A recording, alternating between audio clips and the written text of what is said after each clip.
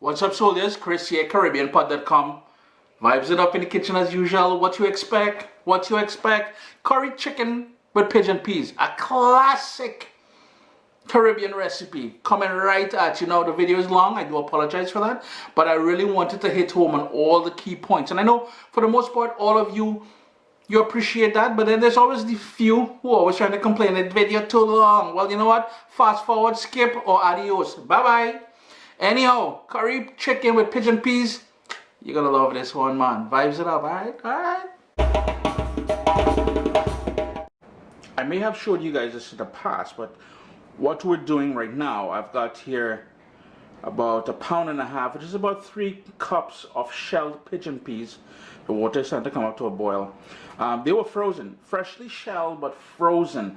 Now, if you're in North America, you can get them in the Asian markets. Just look in the frozen food section, and many up-and-coming grocery stores have it as well too. What I'm doing here, I have it covered in water. I rinsed it out first, covered in water, bring it up to a boil, and then I'm going to cook it for about 45 minutes to 1 hour. What it does, it takes off a sort of a tartness, a sort of a bitterness out of it, and it helps to cook the pigeon peas, because the peas will take longer than the curry chicken. So this is the first step. We're pre-cooking it, and to help get out some of that sort of a weird taste you will get. I was just speaking with my mom, and I was telling her that I'm filming the curry chicken with pigeon peas recipe.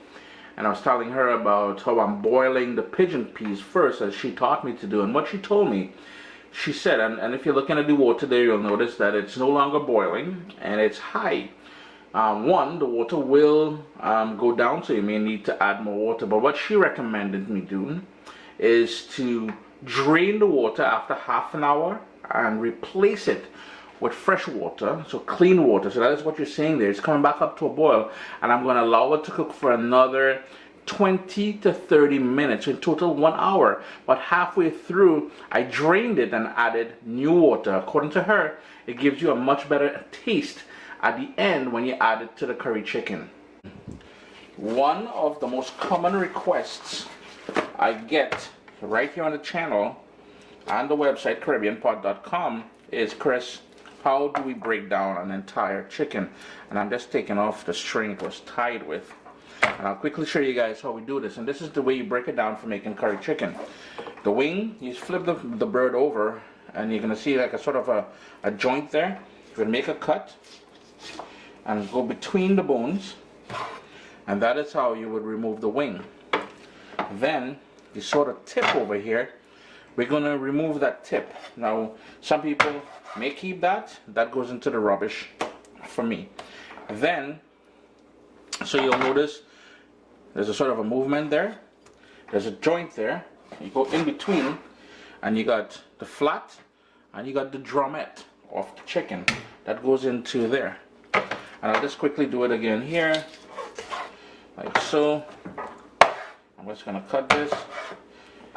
And here, so we got the wing, the drumette, and the flat. Now back to the chicken, drumstick, drumstick. So here, where it meets the chicken breast, we're just gonna, nice little cut there, and then you're gonna listen for a pop, that pop, and where that bone is there, that is where we're just gonna slide the cleaver down, and you notice we have the entire chicken leg, thigh, drum. You're going to see a line of fat there, sort of an imaginary line. You're going to pass your cleaver down there, and that gives you the thigh and the drum. Now, a lot of people, and I like taking the skin off as well. Now, a lot of people like small pieces of chicken for making curry, so if that's the case, you would cut this into 2 pieces. I like it as it is there, but I'll just show you guys. If you want to cut it up small, I cut it into 3 pieces there. That is fine as well too. The thigh, I'll just pull back on the skin. And that's going to go into the rubbish. I'm going to scrape some of this fat out. The more fat and skin you can take out, the healthier it will be for you. So please take your time and do that. As far as the thigh is concerned, if you're going small, I realize some of it is not on the simmer there. This is the bone area here. Go along the bone, and you can have a piece that's boneless and a piece with bone. I'll show you another way you can do it. So again, the chicken breast, we will go down, listen for the pop, and where it separates, we're just gonna make our way down. Separate, pull back the skin. What I like doing when I'm making curry chicken or something like that, rather than cut this into 2 pieces, I cut it into 1, but I like taking the sort of kneecap off. That's going to go into the rubbish, and I have a nice piece of chicken there. It's not a big drumstick, so small thing. The thigh, as I said earlier there, show you guys a different way. So we went along the side of the bone. This time we're going to go across the bone. So the bone is running this way. We're going to go across the bone. 1 chop, pull, and you got 2 pieces. Both pieces have bones though. Now we've got the chicken breast, or the chicken chest as we say, and the chicken back. To separate it, we will hold it up on its top like this, and we'll go down the side.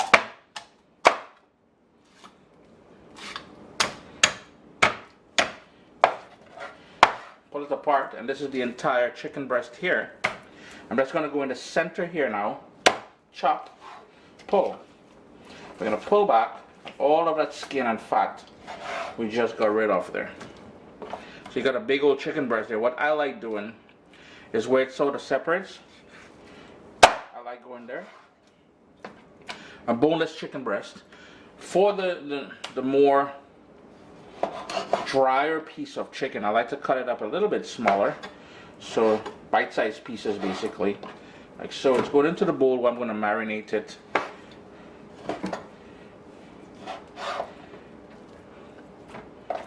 Now this one has the piece of bone in there.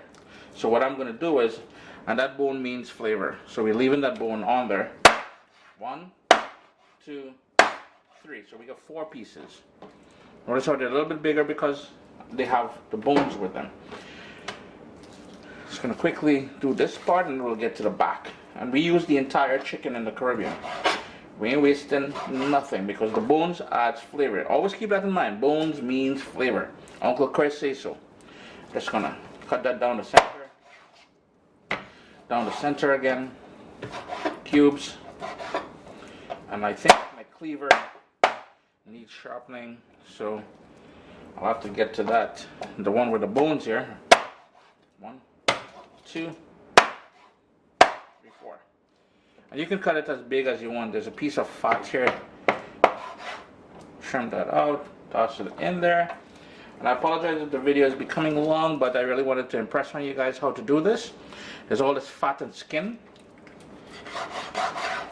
Cut all of that out. That goes into the rubbish. Same on the other side. The sort of bottom flap there, I'm just gonna cut that out. Some people eat that. I am not eating that. Here's the neck and here's the back. I'm just gonna pull, and as I pull, I'm cutting just to take off that skin. Again, that skin, it's just gonna render down and it's gonna make it chicken all fatty, and you really don't need that in your life. You don't need all that fat in your life. Now the back is pretty bony, but as I said, flavor.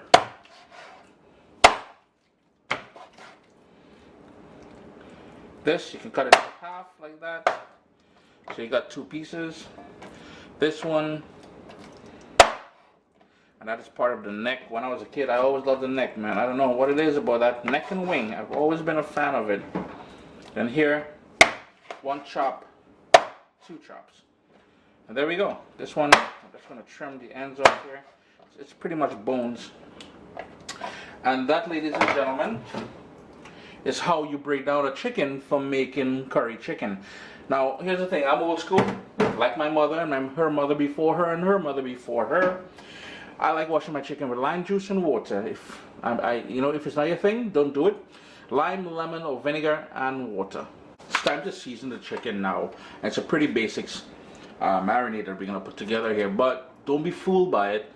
Salt, and I'm putting quite a bit of salt because later on, remember, we're adding pigeon peas to things, right? You need some black pepper. Use as much black pepper as you can handle. But again, full list of ingredients is always listed down in the description of the video. Now I said simple, but I also said banging with flavor. And that there is my homemade Caribbean green seasoning. And I want 2 tablespoons of that in there. And that is just a blend or puree of all the herbs along with ginger, garlic, seasoning peppers and everything that we like using in the Caribbean. Scotch bonnet pepper. I am using the entire thing. Up to you how much you can handle. Now remember to wash your hands with soap and water after. If you want to control the heat, don't include any seeds. I have seeds and everything in there. Tomato. Half of a tomato, the acidity in there. I know some of all this troops in. But everything, what is this boy doing? Listen, I'm a grown up. Listen, I'm a man, alright? I ain't no boy, first of all. And second of all, tomatoes is a must. The acidity helps balance off things. Oh, and it frontish to go in there too, boy. You're not so big. Smaller. Smaller. You excited? And all you would do now is give that a good stir. And if you don't already have a recipe for making Caribbean green seasoning, check out CaribbeanPot.com. It is there. And you know, in there I got thyme, parsley, garlic, tons of garlic in there as well. And you can see, look, that's one piece of that garlic that I had in there. And I like making my Caribbean green seasoning with olive oil as the base, thus the vibrant color and everything that you're seeing there. Any sort of herbs that you like using, you know, you can include it. Let that sit for an hour or two, but I'm not hungry. I'm not making this food now. So let me jump into making a little curry. Irie, let's peep here for a second. Notice all the water has reduced. Remember, we changed the water already at the 30-minute mark. It's an hour and 5 minutes. What I'm going to do now is drain all that water out and set it aside. Nice big heavy pot, medium flame. 2 tablespoons of olive oil. If you like using vegetable oil, you can certainly do that. Small onion, I'm just chopping up. I'm going to turn my heat down to low because I don't want anything to burn at this point. At any point, to be clear, we don't want to burn anything. And then I've got a ton of garlic. I'm just giving it a rough chop. I have here about 7 cloves of garlic. Low heat, as I said. I'm just going to allow that to sort of soften up, and you know, it's all about starting off with that lovely base of flavor. And yeah, the garlic thing, you know, curry without garlic. Oh, there's like human without air. We need air, we need oxygen. Give that a little stir and let that go for about 2-3 minutes or so. Kitchen should already have that lovely aroma of garlic and onion. And to that, it's been about 2.5 minutes. I'm going in with some cumin seeds. Jeera seeds, we'll be calling that, or cumin seeds. And that is 1 teaspoon. Just going to move that around. I want to give that about a minute to start releasing those flavors. I noticed the garlic just started to get some color on there. That is exactly what we are looking for. So we're going to give that about a minute and a half, and then we're going to go in with our favorite curry powder. So here we go, curry powder time, and you need 1 tablespoon, 2 tablespoons of curry powder. Now if you're doing this recipe gluten-free, read the label of the curry powder you choose to use. Some of them may have flour as a filler in there, so be mindful of that. Now here's what we're doing. Low heat, as we have been doing. You want to allow the spices which makes up a good curry powder to bloom. It's almost as if we were wet toasting it at this point here. And you're going to notice it's going to go darker, it's going to start to clump and all that. That is totally normal. It's been going for about 3 minutes now since I added the curry powder to the pot here. And in case you're wondering, that is my own blend. Please don't ask me. I'm not sharing it until it comes to market, or they will have to buy it. Irie, turn up the heat now to medium, and we're going to go in with water. And that water is to cook out the rawness of the curry. We don't want that sort of gritty rawness on the back of your tongue, and you're feeling it on your teeth and everything later on when you're eating it. So we're going to cook out the rawness of the curry, as I said. Heat on medium, and I'm going to go in with some anchar masala. If you don't have anchar masala, go in with a teaspoon of ground roasted jeera or cumin. Remember, we started with cumin, but that wasn't roasted, that was just the cumin seeds. Gonna mix that in there, and that's gonna add a lovely earthy flavor to it. Ancho masala, check Amazon.com. You may find it on there, or your favorite West Indian grocery store. It's nice and thick now. We've burnt off all that liquid, and we are assured not to have that raw curry taste at the end. And turn my heat up to high now. So it was on medium. We're going up to high. We want to darken it up just a little bit more, and to sort of crank up the heat in there, because we're about to add the seasoned chicken to the pot. Now if you seasoned it and you marinated it in the fridge for a couple hours, take it out about 15 minutes before you get to this point, so it starts getting back to that sort of room temperature. And here is where that chicken is going to make an appearance.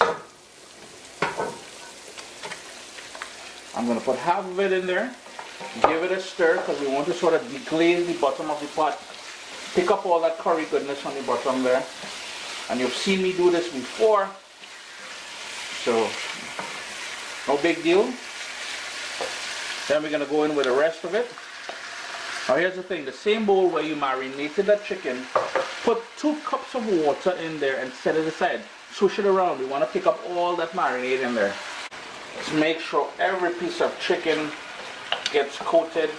Heat is still on high, and we want to bring that up to a boil. Yes, it will release its own juices. Yeah, it's like what, 9 o'clock. Your boy hungry. Notice that's almost lettering, pronunciation, everything going all haywire right now. Plus the food smelling good too. Hi, Uncle Chris. Behave yourself. Only took a minute. And what is the liquid I was talking about? I was trying to come up there. What we're trying to do is sear and seal the pieces of chicken. So I'm not covering my pot. I just want that to develop all that nice color.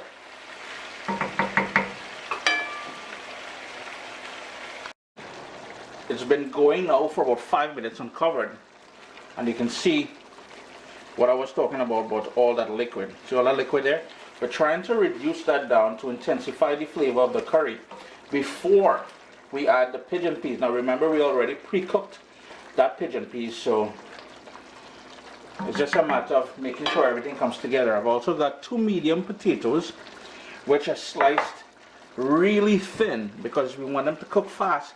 And the whole idea behind the potato in there is to thicken up the gravy, so we're not having a thin gravy that's, you know, you're going to see the peas separate from the chicken and a thin water. We don't want that. No, we want a nice gravy. Uncle Chris guarantees you a proper gravy.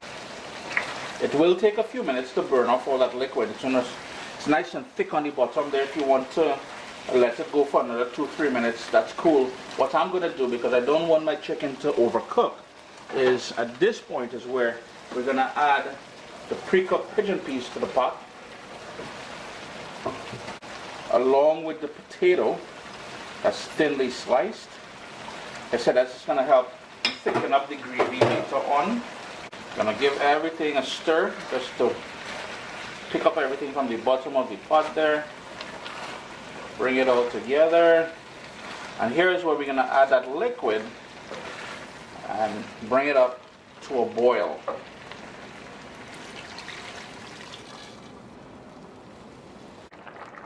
It will take about 3 or 4 minutes to come up to a boil, and what I did now, I turned it down to medium-low just to keep it going on that rolling boil. Nothing too vigorous, because we're not trying to overcook the chicken and have it fall apart. We're not trying to make shredded chicken. Curry chicken with pigeon peas. The last 20 minutes I had the lid on the pot with about 1/2 centimeter breathing room there. Now here's where you're going to do a couple of personalizations. Taste it for salt and adjust it accordingly, and reduce it to the sort of consistency of the gravy that you like. You notice all the potato falling apart, and it's all kind of niceness happening here. So you taste it for salt and burn off the liquid to your own liking. I'm going to stop it here because this is a big, heavy cast iron pot. Off goes my stove, and on goes shado beni. If you don't have shado beni, you can use cilantro.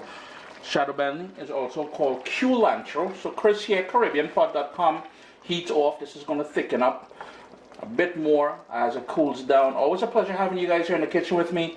Curry chicken with pigeon peas.